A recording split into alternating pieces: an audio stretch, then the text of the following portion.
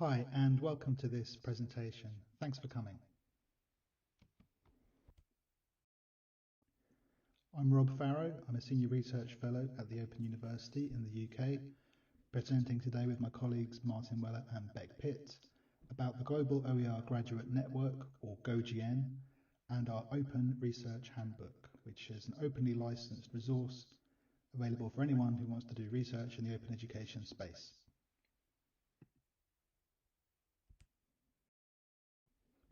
So GoGN is a network of support for doctoral and postdoctoral researchers in open education.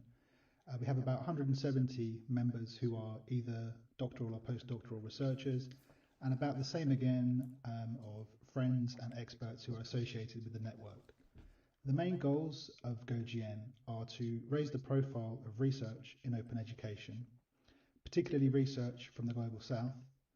We offer support for people doing doctoral research, and that could be a PhD or an EdD, and it's from right across the range of open education themes.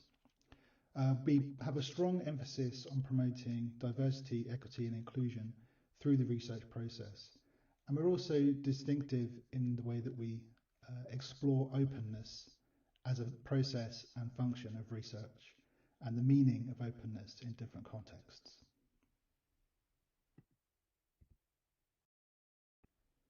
GoGN is funded by the Hewlett Foundation, and the coordination team is based at the Institute of Educational Technology at the Open University in the UK.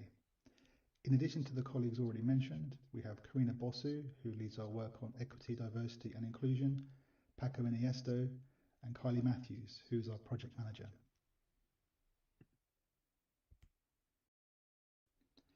It may interest you to learn that GoGN is 10 years old, which we're very happy about, and we've been celebrating this year. You can find out more about these celebrations on the hashtag #Go_GN10.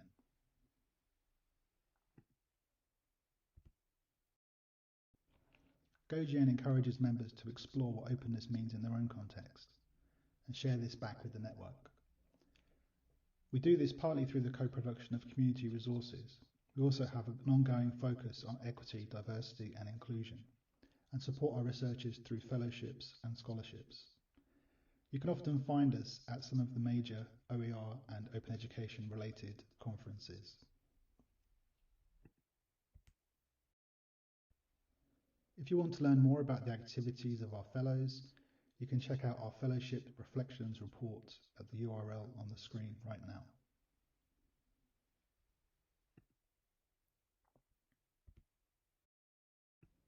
We also have a publication relating to our work in the equity, diversity and inclusion space, focusing on phases of work in Africa and Latin America. In the current phase of GoGN, there's a similar focus, this time on Asia and Oceania.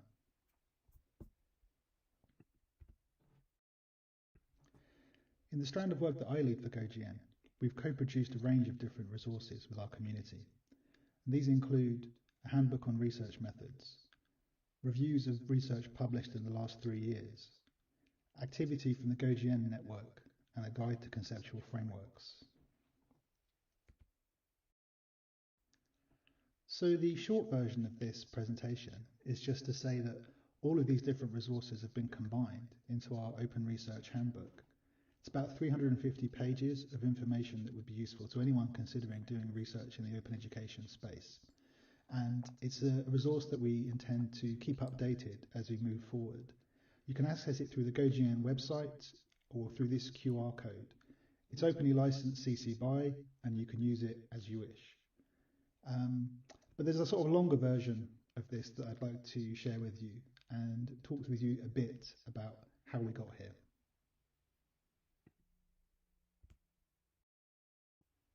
So, allow me to explain how it all fits together, and maybe, if we have time, I'll explain to you why there's penguins.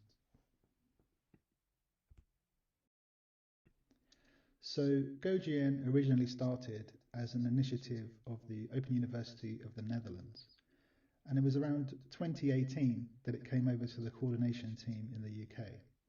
So around this time, we worked with our artist, Brian Mathers, to rethink some of the branding and presentation of GoGN. and to understand exactly how we could best support our members. What you can see on the screen here is a result of some of our early brainstorming sessions where we were trying to capture our thoughts around what we thought the direction of the network should be.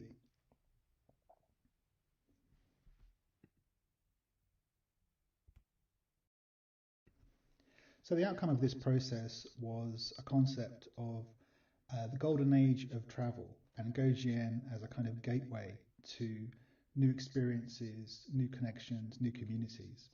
And one centerpiece of the GoGN is our face-to-face workshops where we bring together doctoral students from around the world for intensive work on different doctoral research projects. And so we had this idea of GoGN being a kind of ticket to that wider experience, both physically and metaphorically, taking you away from where you started. And we tried to keep some of this concept in the publications and in the illustrations, as I'll show you shortly. But it's worth mentioning that the pandemic did affect a lot of our kind of thinking around this, because ultimately we weren't able to have those face-to-face meetings, we weren't able to have those kind of interactions that we anticipated. And if you're interested in kind of how we responded to the pandemic, then there are some presentations on this which you can find through the GoGN website.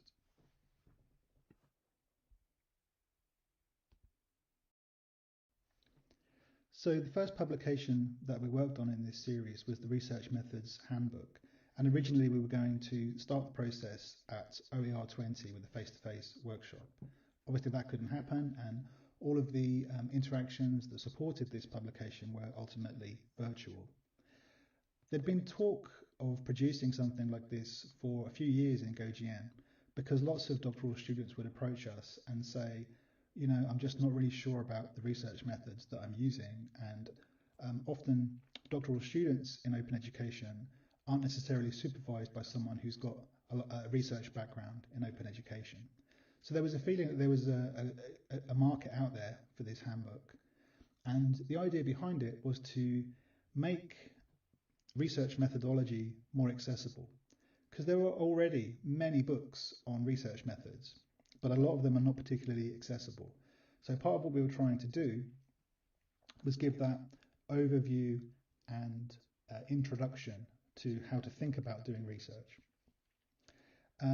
But we were also interested in specific methods for open education and how OER researchers, people working on MOOCs, open educational practices and so on, how are they thinking about their research methods in relation to openness?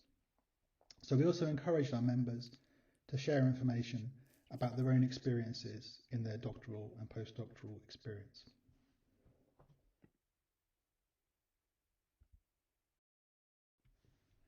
So we kept some of the travel motif in our visual style for this publication.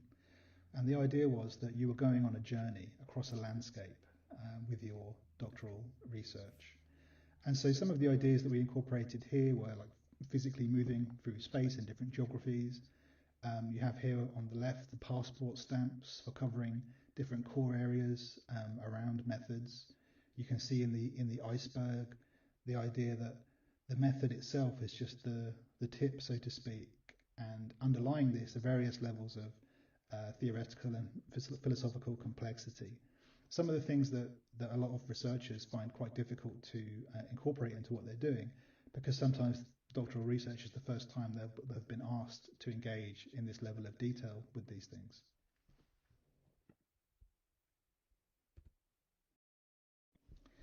If you're using an approachable art and writing style in this kind of publication, it lets you present some complex material in a way that takes some of the intimidation factor out of it.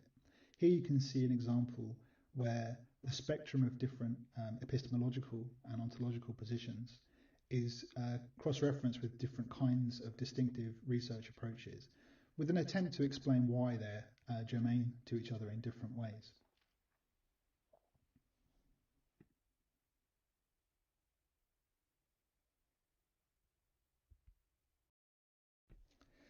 Another thing we're able to do with this approach was repurpose existing assets from various places. Here you can see a resource repurposed from an Open University course on the research design process. But here it's presented like an unfolding map, and it lets you track the initial concept and purpose of research across different philosophical criteria and how this relates to the design frame for a particular set of data collection activities and forms of analysis.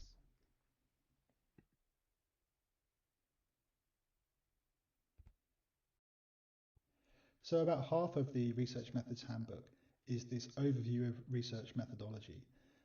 But the other half is testimony from our researchers about the use of specific methods in their own doctoral projects. And you can see this as a kind of warts and all insider story on doing research, but you could also see it as a form of open practice because people are sharing information and opinions that they would not normally share as researchers. So you wouldn't necessarily put into a journal article that you tried a method and it didn't really work and the reasons why and so on. So I think part of what makes the Research Methods Handbook innovative is this emphasis on sharing as an open practice.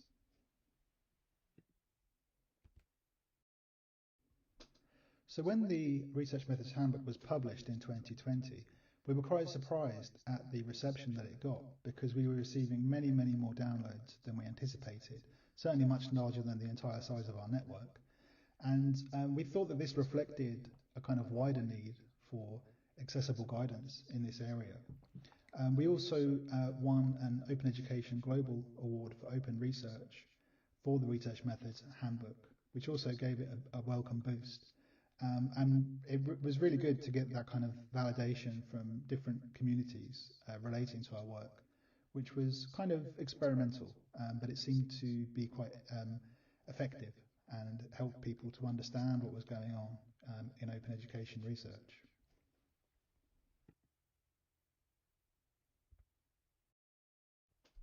So we followed up the Research Methods Handbook in 2021 with a similar publication. You could think of it as maybe like a sister publication, but this time it's focused not on research methods as a whole, but the use of conceptual frameworks in open education research. And conceptual frameworks are definitely spoken about less than research methods as a whole, but people are paying more attention to this as an area of research methodology.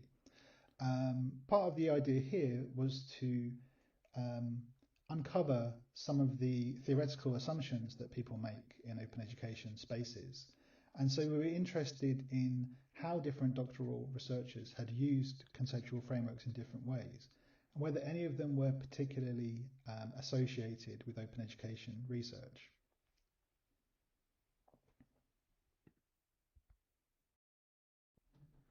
And we did keep a kind of travel concept going in our illustrations here. But this time, instead of a kind of orienteering, it was more like a wacky races or a gumball rally, where a conceptual framework is seen as kind of like a vehicle that takes the researcher where they need to go.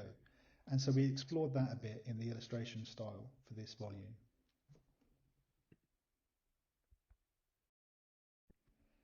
So here you can see an illustration from the Conceptual Framework Guide. Here we have the elements of a conceptual framework adapted from Rogers, but presented as a constellation in the night sky, something that you can navigate by. And it attempts to show how different theoretical frameworks can be connected with personal interests, positionality, and news and current events.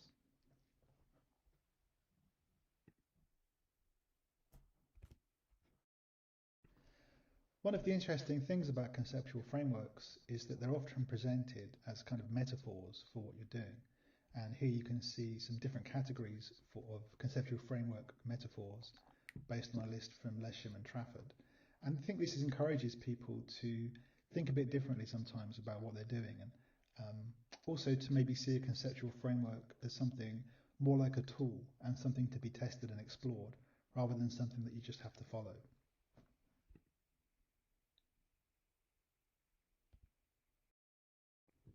Sticking with our Wacky Races theme for this volume, we have here a grid which shows how conceptual frameworks have use cases for different elements of the research life cycle. But here it's presented as a kind of card where you have to get your stamp from all the different spots on the course before you can complete the race.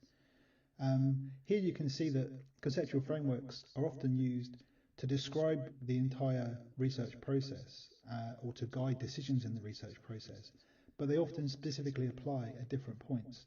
For instance, providing context for the framing of a piece of research or the interpretation of results, or to organize literature or to analyze the results and so on.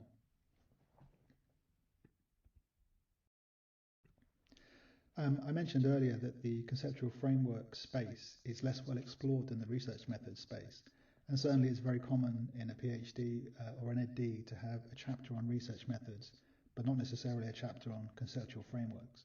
And one of the things that the guide tries to do is explore how conceptual frameworks can add value to research.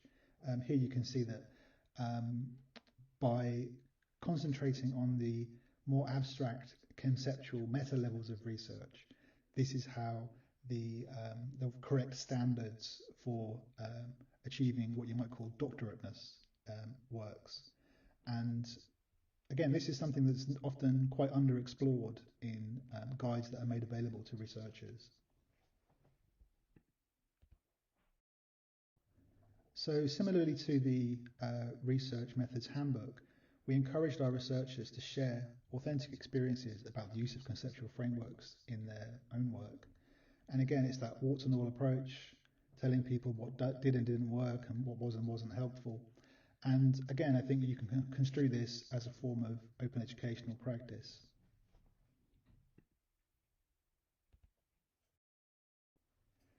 I don't really have time today to go into all of the different research methods and conceptual frameworks that we talk about in these volumes. But here's a slide which shows you some of the conceptual frameworks that are covered in the guide so far. And I think some of these lean more towards kind of quite abstract theoretical commitments, and some of them are very grounded in practice. So it's quite interesting to see the range of different approaches that people are using. I think we also uncovered that people's interpretation of what a conceptual framework is can also be quite diverse, and that in itself is quite interesting.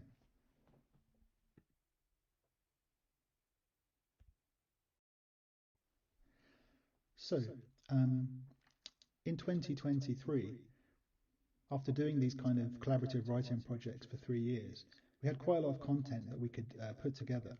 And initially we did this by putting together the Research Methods Handbook, Conceptual Framework Guide, 3 years worth of the research review, and also a range of openly licensed resources that are already out there.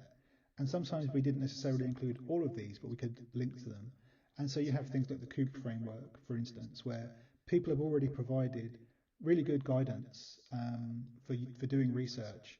And because it's openly licensed, we're able to just include that in the Open Research Handbook.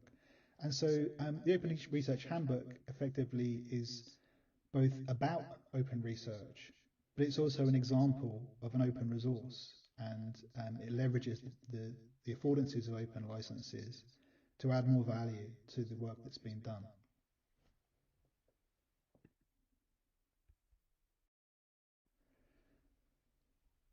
So the Open Research Handbook is intended to be something that we will continue to evolve and add to and improve over time, again on the basis of this open licensing.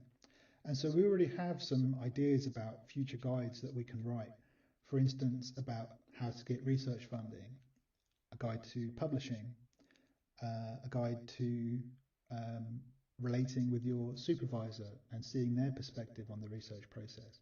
Lots of different ideas and different ways that we could take this series. And the idea is that going forward, whatever we produce can be incorporated back into the handbook. We can also include open resources in future editions.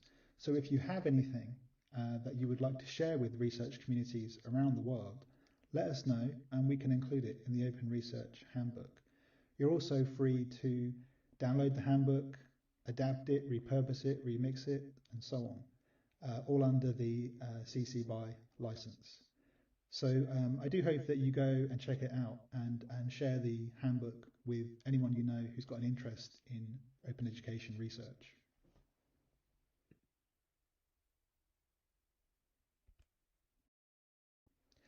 So we'd just like to acknowledge the people who've given their time and attention to these writing projects. And here you can see on the screen a list of all the credited co-authors on the current edition of the Open Research Handbook, all of whom are GoGN members.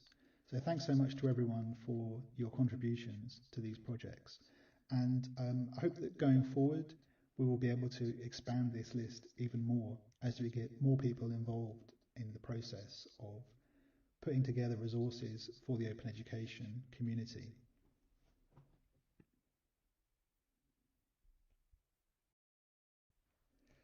Well, I guess I didn't really have time in the end to talk about the penguins. But if you'd like to know more about why there are penguins, then you can check out this paper by myself and Brian Mathers on the role of penguins in conceptualizing research methods and how it's all working in GoGN.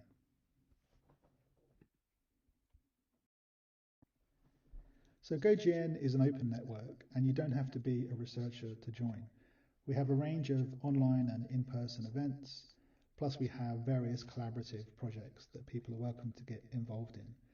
You can find out more about ways to get involved at go-gn.net.